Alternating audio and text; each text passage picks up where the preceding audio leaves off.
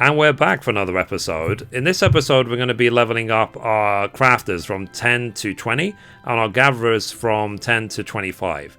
And as always, hello from Mithrie. So some things to do. Whenever you're leveling up, make sure that you keep opening your character menu.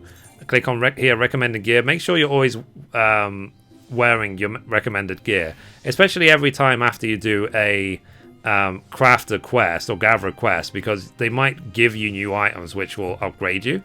And if you have any items which will boost your EXP, then use them. For example, I've got the Friendship Circlet, which I got from Recruit a Friend. I've got the Alamegan Earring, which I got from pre-ordering the Stormblood expansion. And there's other things you can do to boost EXP gain as well. So you can come to any tradecraft supplier in the main cities. You'll find them in the main market area. So for example, this is the one in Gridania. You can buy from them these items, either mineral waters or milk and so on. They're like 4 gil each. But what they have on them, which is what we're after, is the fact it says EXP bonus plus 3%. So what you can do is you can drink them to get your EXP bonuses. So let's use some mineral water. So you can see here we got 3 EXP bonus. But then what you can do, you can drink again, and it will increase the duration to an hour. So you see, we went from 39 minutes to an hour. So the only reason that mine is 39 minutes rather than 30 minutes is because right now my free company has got this boost called Meat and Mead, which increases the food duration, but usually it's 30 minutes. So drink 2 of them, you'll have an hour buff. Now, one thing you can do as well, you can already start macroing some of your crafts. You won't get 100% high qualities, but any macros you can do will make the grind less tedious. So 2 macros I've made. One is for 60 durability.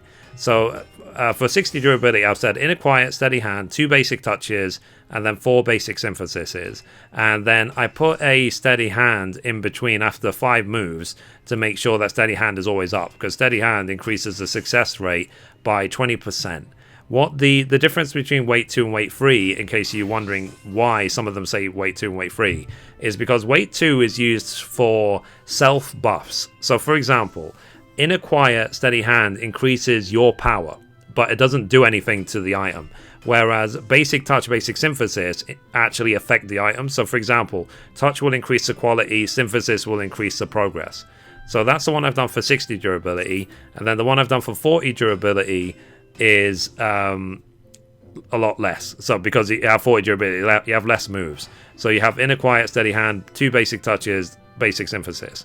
Now at this point I could macro in, for example, Master's Mend to try and extend it, but I feel that the gain versus time investment is not that high, because you might gain a little bit of experience from increasing the quality a little bit more, but you'll gain way more with the same amount of time just crafting multiple items. Now, one thing I've also done as well, at level 18, I switch out basic touch with standard touch, because at level 18 is when you earn it. So it doesn't matter what class, every single class gets level 18. Now, this is a good point. You see there, the effervescent waters just popped up. So now let's quickly talk about the gatherers. So what I've done is a lot of the items you need, you can still get away with buying them from, for example, the guild vendors, and that will support you most of the way up until level 20. But as a new player in 14, you need to be used to the idea that past level 20, a lot of the items you're going to need, you're going to have to gather them yourself or buy them from the market board. And it's a lot cheaper, it's obviously free to gather them yourself than it is to buy them. So one thing I would recommend is that get used to the gathering log. So open up the gathering log by pressing B on the keyboard, and then the items you need, you can search for them. So for example, I know, I need ash logs. So you can see here, ash logs, I can go, it tells me where to go to find them, assuming I'm within the level range to actually gather them myself. And every location, you can click on them and it will show you on the map exactly where you need to go to try and find where the item is. Now, one thing I do recommend is while you're leveling up, for example, because you can see here, my mine is already 25 plus, my botanist is 24 plus. I gathered a huge amount of, for example, on miner, I gathered alumine, when I was level 16 plus, and because Alumon sells very, very well, it will get you a lot of money.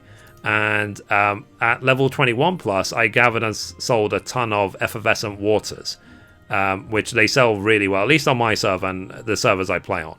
And the reason why effervescent waters sell really well is because they're needed a lot by high level crafts. So that's why there is a lot of demand for them. Now, let me quickly show you how you go about selling items on the market board. They're based on feedback from my previous video. So I might have said, for example, sell items 1 gil cheaper than everyone else, but that's not 100% accurate. So, for example, right now on this character, I'm selling items.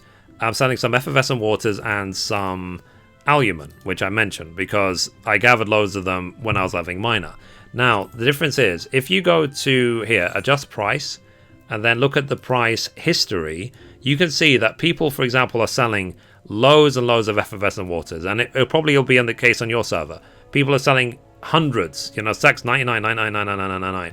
But one thing that we can take advantage of is the marketing. So, for example, I'm only selling them as stacks of 10. Because sometimes people will go to the market board and be like, I need 5 effervescent waters, I can't be bothered to gather them myself, and so on. But they'll be like, there's no way I'm going to buy 99 when I only need 5, for example. So because I'm selling mine in stacks of 10, it means I can actually boost my price up.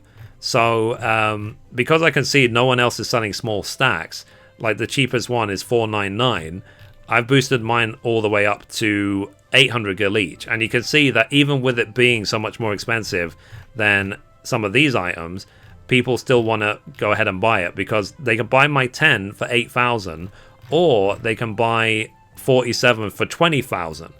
So people will go for the cheapest option overall, not the cheapest option per item. Not always. If they need like 47.99, they'll obviously go for the cheapest one. But if they only need a few, they'll go for whichever the total price is cheaper. So do keep that in mind when you're listing things for sale. Take advantage of putting less on sale and so on. And as a result, for example, doing that, selling mostly effervescent waters and Alumon, and also doing the story up until level 46 so far on this character, I've already got 917,000 gil, which is a lot of money to have as a new player, that's for sure, especially because I haven't even hit level 50 yet. So because once you get past 2-3 million, then you can already start thinking about a small house if it's available on your server. So do keep that in mind. So anyway guys, if you have any comments, any feedback, please let me know. And the main thing is, when it comes to crafting, gathering, just do it. Just get on with it. Like, if you have to put on a movie, watch some TV shows on some streaming services, whatever, and just grind your way through it, it goes by a lot quicker than you need it to, than you would think. But the advantages are huge. So, for example, being able to repair all of my own gear by just right-clicking, press repair, is a huge advantage compared to having to go to a repair vendor. And also as well, if I want to make or gather items, I can just make and gather them myself. I don't have to rely on other players to do that for me. And if you've ever seen my previous crafting series, by the time we get to level 30, 35 plus, I will show you how to get 100% high quality on basically every craft with macros.